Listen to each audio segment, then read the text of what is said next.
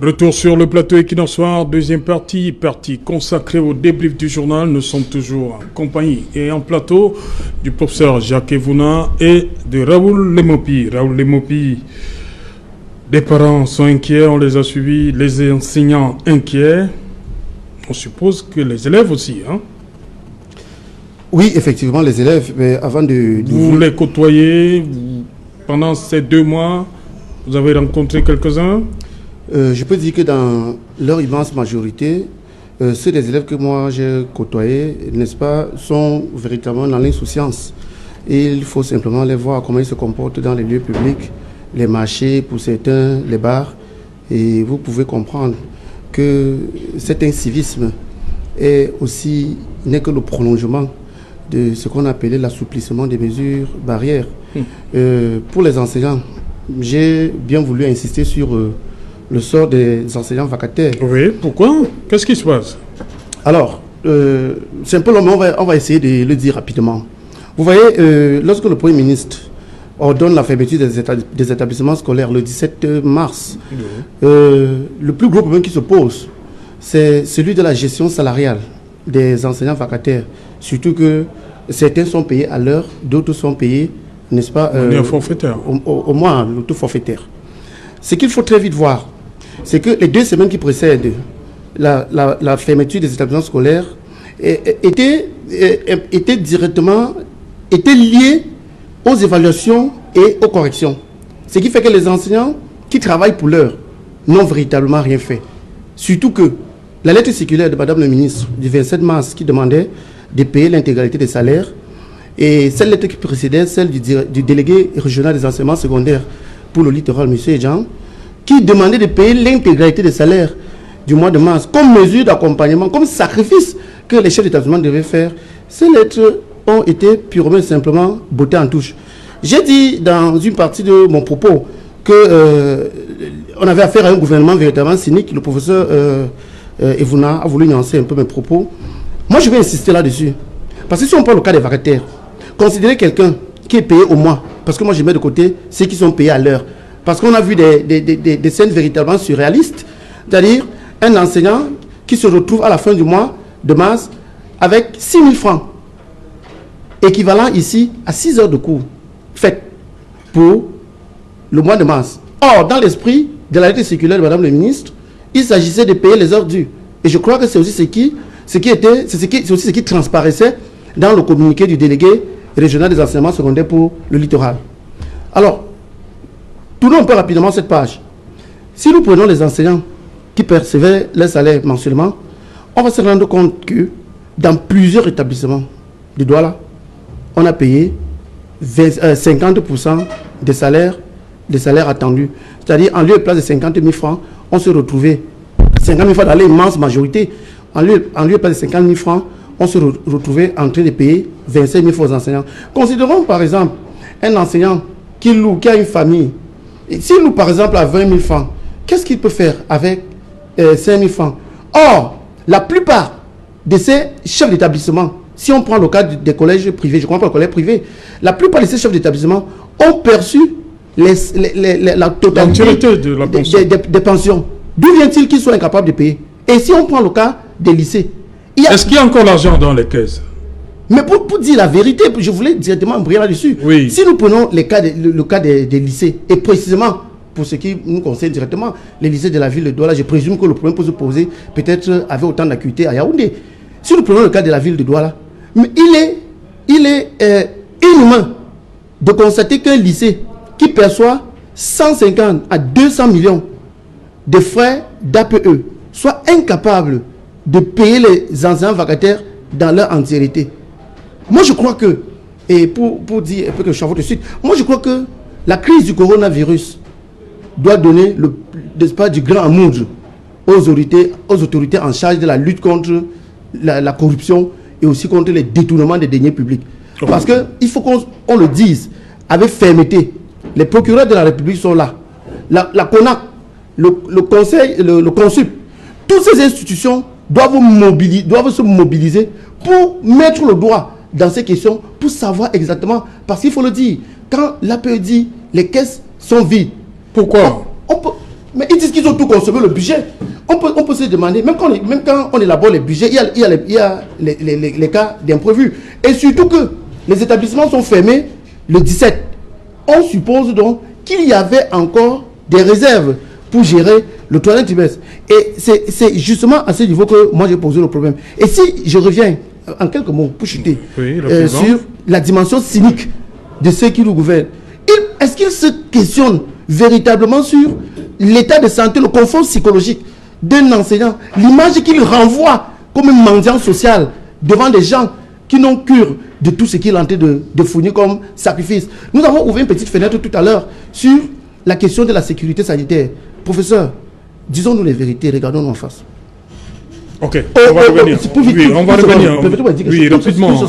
Disons-nous les vérités en une seconde. Quand nous prenons le cas du Cameroun, je crois quand même qu'à un certain moment, le ministre de la Santé communiquait le taux d'infectés. Mais subitement, c'était silence radio. J'avais prévu que ce silence radio préparait déjà une série de guérisons miraculeuses et en cascade. Et c'est ça qu'on a vu. 200 guéris, 100 guéris. Après, on dit allez ouvrir les écoles. Mais les faits sont là. On se retrouve au point de départ. Et à qui profite tout ce désordre? Il faut questionner. Voilà, on va d'abord prendre la réaction de Serge Espoir Matomba qui nous attend dans le 4e arrondissement de Douala. Serge Espoir Matomba, il vient de jeter un autre pavé dans la mare. Raoul Lemopi, les enseignants qui n'ont pas perçu l'entièreté des salaires pour le mois de mars et avril et mai, bien sûr, on leur demande de reprendre du boulot lundi 1er juin. Dans quel état d'esprit et au regard du contexte? Il est évident qu'il y aura un grand manque de motivation au niveau des enseignants. Déjà que ces enseignants, ces différentes personnes ont des craintes, n'est-ce pas, d'être contaminés par ce virus. Ajouter à cela, si il y a une éventuelle contamination, comment est-ce que la prise en charge de ces enseignants se fera? Parce que vous savez bien que des mesures soient annoncées de prise en charge dans les différents centres hospitaliers. Ce qui se vérifie sur le terrain, ce n'est pas toujours ça. Lorsque vous allez voir, par exemple, le dernier cas, celui de la Quintini, vous allez vous rendre compte que aujourd'hui, il y a plus de patients que de places disponibles. Et là encore, on ne parvient pas à prendre en charge des personnes. Et quand vous arrivez, vous êtes obligé pour la plupart, n'est-ce pas, de dépenser de l'argent que vous n'avez certainement pas pour plusieurs. Donc, quand vous voyez la crainte, du moins de certains enseignants, elle est justifiée, cette crainte. Parce que pour plusieurs d'entre eux, s'ils reprennent les cours aujourd'hui et qu'ils sont contaminés demain, comment ça se fera leur prise en charge immédiate? Donc je pense qu'avant d'entrer dans la question profonde sur les salaires perçus ou pas perçus, nous devons même déjà revoir la nécessité d'envoyer ces enfants à l'école le 1er juin. Je crois pour ma part que ce ne serait pas trop dire que ce serait de l'inconscience de permettre que les cours reprennent le 1er juin. Ou encore même de la méchanceté, tout simplement. Parce qu'il faut comprendre que les établissements sanitaires aujourd'hui ne remplissent déjà pas toutes les conditions d'accueil, de prise en charge. Et vous allez voir qu'après, n'est-ce pas, l'assouplissement des mesures, vous voyez que le nombre de cas de contaminés a considérablement augmenté. Et quand on voit les chiffres, on se dit, ce n'est pas avec l'école que ces chiffres diminueront. Tout au contraire, on sait que les porteurs, n'est-ce pas, asymptomatiques comme les porteurs seront beaucoup plus nombreux, il y aura beaucoup plus d'activités et le degré de contamination très élevé. Là, on aura affaire on va tendre peut-être à ce qui était annoncé par des organisations internationales comme dans une catastrophe qui pourrait soutenir chez nous. Donc je pense que la santé est beaucoup plus importante que tout ce que nous pouvons essayer de résoudre présentement comme problème. J'ai déploré un fait il y a quelque temps encore et ça rentre déjà en droite ligne avec la 3e condition des enseignants qui demande la mise à disposition, n'est-ce pas, des masques et puis des gels hydroalcooliques. Vous savez que SICAM avait demandé plus ou moins 4 milliards de francs pour subventionner, pour se mettre, pour subventionner, pour que les masques soient subventionnés et que le commun des Camerounais ait accès aux masques à 200 ou à 100 francs.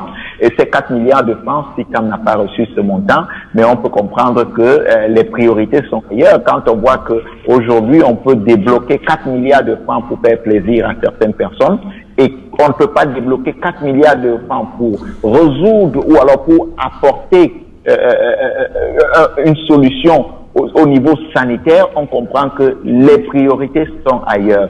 Et je voudrais ici être solidaire avec tous les enseignants, et je voudrais être solidaire avec tout le corps enseignant et même les parents d'enfants qui, n'est-ce pas, pourront prendre sur eux de dire que tant que les conditions ne sont pas réunies, n'est-ce pas, ils ne peuvent pas envoyer les enfants à l'école. Voilà, professeur Jacques Vuna, je crois qu'on ne devrait pas minimiser ce problème, la paye des enseignants vacataires, puisque les classes elles ont été scindées. Il va se poser un problème d'enseignants. Les enseignants, vous avez dit que l'enseignant est comme un soldat. On les appelle, il faut qu'ils viennent travailler, ils sont prêts à travailler à partir de demain. Mais s'ils pensent que il y a le 3 mois d'arriéré, comment on va gérer ça? Voilà. Pour résoudre ce problème. J'ai évoqué un mot aujourd'hui, c'est le mot de solidarité sociale. Oui. Ce que M. Lemopi, Oui. et Raoul la Lemopi, situation oui. qu'il évoque est une situation préoccupante. Et c'est des situations qui arrivent, pourquoi? Parce que la gestion des vacataires a été laissée au seul chef d'établissement. Oui. Au président de l'APE. Oui. Il est peut-être important aujourd'hui que les collectivités territoriales, les mairies, soient impliquées dans la gestion de ces fonds-là. Et que peut-être on songe à mettre les vacataires sous contrat. Sous contrat, parce qu'on ne peut pas comprendre qu'un jeune Camerounais donne sa vie à un établissement scolaire pendant 5-10 ans, parfois davantage. 30 ans, c'est lui. Et qu'ils finissent petitement dans l'indifférence de tous. Il faut donner un statut aux vacataires. C'est important. Au moins au niveau de la collectivité territoriale, si l'État n'a définitivement pas les moyens de les recruter, d'en faire des contractuels à ce niveau-là. On ne peut pas, parce que les chefs d'établissement sont effectivement en difficulté à partir de cette instance-ci où, s'il faut revenir à l'école le 1er juin, je vous assure, il y a des établissements qui seront en difficulté pour pouvoir fonctionner parce que les enseignants attitrés, l'effectif d'enseignants attitrés dont ils disposent ne suffit pas à encadrer les classes qui se retrouvent plus nombreuses. Donc, c'est une question assez importante. Je reprends, que nous soyons solidaires, que la gestion des vacataires ne soit plus la seule affaire du chef d'établissement et de son copain, le président de l'APE, que la collectivité territoriale, les parents en réalité, aient un droit de regard et peut-être à un niveau supérieur, que l'État songe à regarder cette affaire-là de près. Parce que c'est des gens, quoi qu'on dise, qui sont très utiles. Si je vais parler comme un ignorant, ma solution serait simplement, c'est de les mettre sous contrat au niveau avec l'État. Comme ce qu'on a vu avec les temporaires au niveau des impôts. Absolument. Qui ont été contractualisés. Absolument. Même à l'université. Voilà. Il faudrait, vous pensez que la crise sanitaire qui sévit à l'heure actuelle peut permettre que les vacataires aient un autre statut? C'est des gens, quoi qu'on dise. D'ailleurs, vous trouverez dans l'établissement que le vacataire est celui qui travaille plus que, puisque le fonctionnaire va vous dire, écoutez, monsieur le président, je dois 16 heures ou 18 heures. Dès que je les ai assurés, le reste ne me concerne pas. Et c'est égal. C'est ces jeunes-là, ces jeunes dames, ces jeunes messieurs à qui on fait appel, qui se tuent à la tâche pour presque rien. 21 heures par semaine. Pour presque rien, il est important. Lorsqu'ils se sont tapés, se sont coltinés 30 heures de cours, il est juste. C'est un devoir de les payer. Et je dis, c'est des problèmes auxquels nous ferons face à partir du 1er juin, s'il faut absolument que nous retournions à l'école. Voilà, Jean-Jacques Ndiok depuis Vernon en Rwandie. Jean-Jacques, est-ce que le problème qu'a soulevé sur ce plateau Raoul Lemopi, il faut régler absolument la situation de ces enseignants-là d'abord, qui depuis le mois de mars dernier n'ont pas eu leur salaire? Ces jalons, écoute un peu, le problème des enseignants vacataires est un problème récurrent au Cameroun. Ce problème n'est pas propre aux propres enseignants vacataires. Nous savons aussi que lorsque les enseignants sortent même des écoles d'État, des écoles normales, le plus souvent, ils restent 2, 3 ans, 4 ans même à travailler sans salaire. Donc le problème d'intégration des enseignants et la prise en compte des conditions de l'enseignant, c'est de ça qu'il est question sur le problème qu'a posé le compagnoniste. Donc il est important de régler le problème d'enseignants. Est-ce que la crise sanitaire pourra permettre la résolution de ce problème? Je ne pense pas. Parce que c'est raccourci, c'est faire un chemin très court pour dire que la crise sanitaire pourra permettre le règlement du statut à la fois de l'enseignant principal, mais aussi des vacataires. Je pense qu'il est important de faire ce qu'on appelle ici en France le Grenelle de l'enseignement pour permettre de mettre sur la table les problèmes que les enseignants rencontrent. Les vacataires ne sont qu'un épiphénomène de ce problème, mais les conditions de l'enseignant, le statut de l'enseignant, même s'il est fonctionnaire, il a un matricule, mais sa condition de travail, sa manière qu'il est traité, son avancement, son évolution pose problème aujourd'hui. Donc je pense que c'est un tout. On ne peut pas dissocier les vacataires, même si le problème du nombre d'enseignants se pose pour la prise en charge des élèves qui vont reprendre le 1er juin.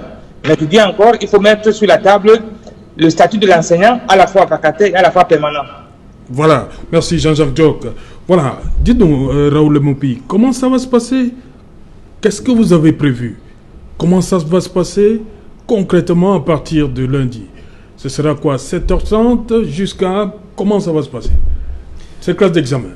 Alors le système, comment il sera organisé concrètement? On veut comprendre. Je veux quand même dire que jusqu'à présent, on assiste timidement, n'est-ce pas, à la désinfection des salles de classe. Oui. Plusieurs chefs d'établissement sont préoccupés, n'est-ce pas, à demander de l'aide aux mairies. Pourquoi? Il n'y a plus d'argent dans les caisses de la PE? Je vous ai dit que l'argent est fini. Les chefs d'établissement sont devenus des mendiants. Ils mendient auprès des maires. Mairies. Ils demandent aux maires de venir désinfecter les établissements. Je me suis un peu amusé à regarder ce qui se passe à Douala 3. Un arrondissement comme Douala 3 a au bas mot 120 établissements scolaires, c'est-à-dire si je prends le secondaire.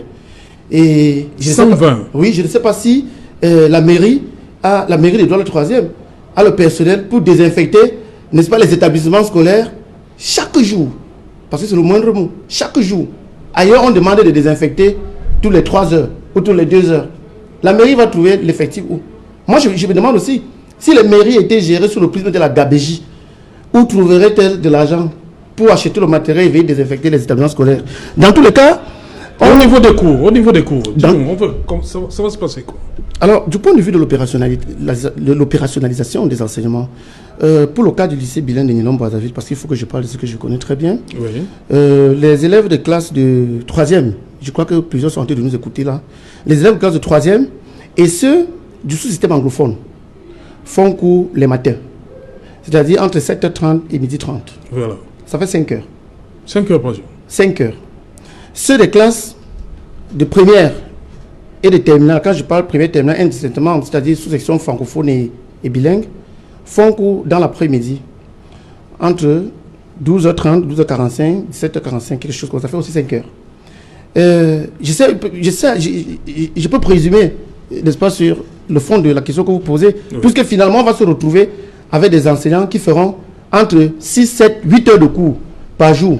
Et demandez-vous dans quel confort vont-ils faire 8 heures de cours avec un masque, voilà. Un cache-nez. Et donc, le lundi, si l'administration estime que... Les médecins nous ont dit que c'est 3 heures environ, hein, le masque, on le porte pendant 3 heures. Mais c'est 3 heures. Et si on prend le cas, si même déjà dans c'est les masques en dehors de ceux qui sont lavables, là, mais ça fait 3 masques, ça fait beaucoup d'argent. Hein, mais monsieur Serge, est-ce que vous représentez une situation où un enseignant ou bien les élèves se retrouvent avec les masques aux normes, oui. Comme ceux que SICAM est en train de vendre à 1300 francs? Je me suis quand même amusé, n'est-ce pas, de constater que ici, il s'agit d'une situation tellement pathétique. Parce que dans les normes, moi j'ai vu ce que le MINDEF a fait pour les militaires. On peut poser la même question. Qu'est-ce que le ministre Nalova est en train de faire pour les enseignants? On peut clairement poser cette question. Donc, pour lundi, nous avons posé des conditions. Certains établissements ont dit qu'il n'y a pas d'argent. C'est vrai. Nous avons interpellé monsieur le Premier ministre et Madame le ministre de l'enseignement secondaire, afin que le ministère puisse mettre à la disposition des établissements secondaires le reliquat des frais exigibles non débloqués à ce jour. À cela, il faut aussi ajouter les frais de la FENASCO, parce que la FENASCO n'est pas parvenue à son terme. Oui. Il y a les fonds de solidarité. Il y a les fonds de solidarité institués en 1996, où on prélève 5% dans les frais exigibles des enfants. Où va ce fonds de solidarité? On peut se poser des questions pour que rien ne soit fait, ou bien les attentes des enseignants, des élèves de la communauté éducative ne soient pas comblées, au point où on se trouve, n'est-ce pas, à devenir des mendiants auprès des mairies. Lundi, nous avons dit, si les mesures ne sont pas prises en considération, les enfants n'iront pas à l'école. C'est clair comme l'eau de roche. Ok. Voilà. Serge Espoir Matoma, vous avez suivi là. Il est syndicaliste. Raoul Lemopi, hein, il défend la corporation. Est-ce que vous êtes au moins d'accord, vous le politique? Vous avez dit dans votre communiqué, vous comprenez les enseignants. Est-ce que vous avez espoir que le gouvernement puisse prêter une oreille attentive d'ici lundi aux revendications des enseignants? N'est-ce pas? Le gouvernement a obligation d'écouter les corporations, les syndicats et bien d'autres choses. Vous savez que le gouvernement ne doit pas se comporter comme, n'est-ce pas, ce monstre qui n'écoute personne et qui fait ce qu'il veut quand il veut. Il s'agit ici d'une large concertation qui doit avoir lieu avec tout le corps de métier, parce que voyez-vous, si les enseignants décident de ne pas aller à l'école et que les enfants décident d'y aller, il y aura enfants à l'école sans enseignants.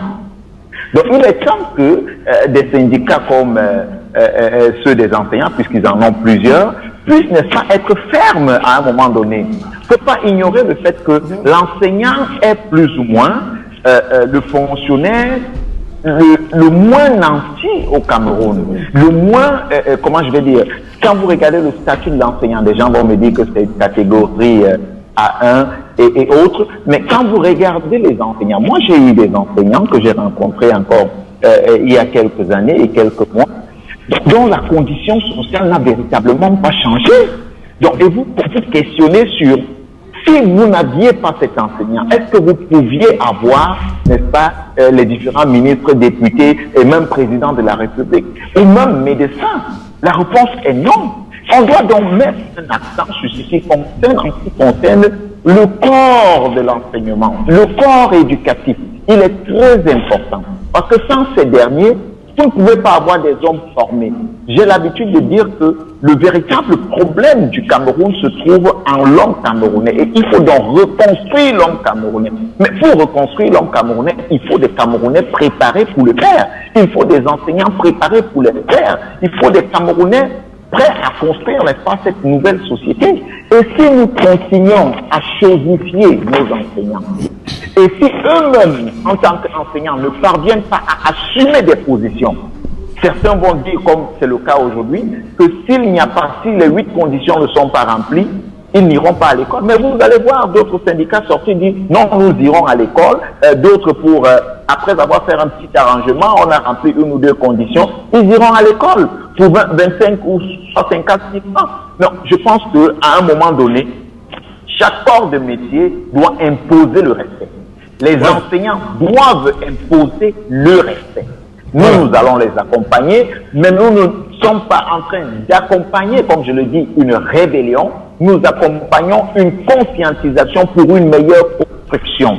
Parce que, voyez-vous, pour que nous puissions avoir un pays construit, il nous faut des hommes formés et des hommes bien formés. Et si l'enseignant n'est pas bien dans sa peau... Voilà, merci Serge Espoir Matoma, premier secrétaire du Peuple Uni pour la rénovation sociale. Il intervenait depuis le 4e arrondissement de Douala.